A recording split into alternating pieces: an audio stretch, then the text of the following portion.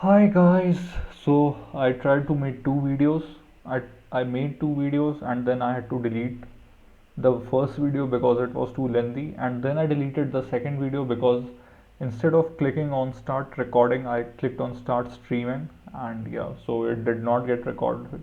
It wasn't recorded, and yeah, I am a bit tired now, as you can guess by my voice, but still, like, since I started it, I will finish it today and I will try to make the very perfect video that I tried in the last video and before that also. So this is going to be the very perfect video of how to reverse a linked list. So let's say we have a linked list, and here we are going to use recursion, which we discussed in the previous videos, in the previous two videos, where we did a question on invert a binary tree. So, and before that I explained recursion, so this video will also use recursion, so I decided to teach this topic in this video. Okay, so let's say we have a linked list and we have the nodes as start, which is pointing to, which is the head node, which is pointing to the very first node 1, and 1 is pointing to 2 is pointing to nil. So what we need to do is we need to reverse this linked list. In the end, it should look like this. The start should point to the very last node, which is 2. 2 should point to the previous node, which is 1, and 1 should point to nil. So you can see that it is total reversal of the original linked list, right? So what we need to do is we just need to flip this links. Flip this link and this link. So we just need to flip these links. So the one which was pointing to nothing, and before 1 we have a nil node, so 1 will point to that node which is nil. This link will also reverse, so now 1 was pointing to 2, but now 2 will point to 1, and in the end the start node, which is the head node, will come all the way over here and it will point to 2. So this is how the linked list is reversed. So yeah, and how do we code it? So the code is pretty simple. If you just try to, like, emulate the process that I just said, the code becomes quite easy and recursively, yeah, and recursive and easy. So let's see.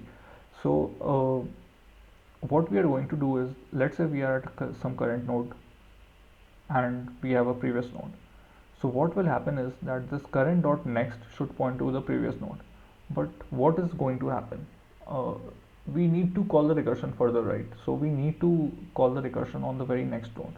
So current dot next is getting modified in this turn.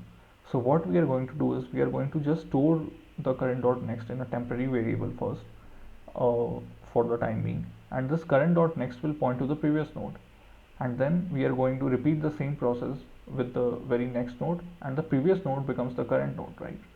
So I tried to explain here in the video that I tried to make like this. So initially when we start the recursion, current is 1 and the previous node is nil.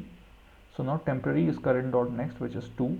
We just stored this value temporarily, and then current dot next is equal to previous value. So this 1, the very next value of this 1 would be the previous value, which is nil. So now this link will form, and what is the temporary value? It is 2. And now what we are going to do is we are again going to call the recursion with current value and previous value. So now current value becomes that temporary value, as you can see. So the current value is 2, the previous value is 1, and now current will again point to the previous value. So this 2 will again point to this 1, and 1 was already pointing to nil, which we changed in the previous call.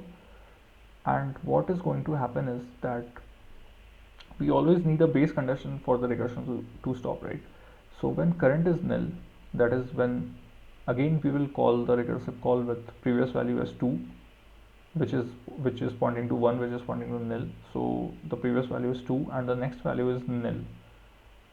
Sorry, the current value is nil. So the previous is 2, the current is nil. So we will again call the recursive function with these two values. But you can see that if the current value is nil, it means that we have already reached the end of the linked list. Like, we cannot go any further, right? So when we are at current value, which is nil, we return the previous value, which is the actual proper end of the linked list. So this 2 is the actual proper end of the linked list, and we return that value. So when we encounter a nil value, we return the previous value, because we know that the previous was a non-nil value and actually the end of the linked list. So this 2 is going to be returned. So reverse function actually reverses the linked list recursively and also uh, returns the very last node of the linked list. So this will return the last node of the linked list, and the start will point to that last node, and we will return this new start node, which is pointing to the last of the linked list, which is pointing to the second last value, which is pointing to a nil value. So this is how this function works recursively. So I hope you understood it, and I'm really sorry because I uh, like yeah, I tried to make 2 videos, but one was too long, and in the other video I forgot to click the right button.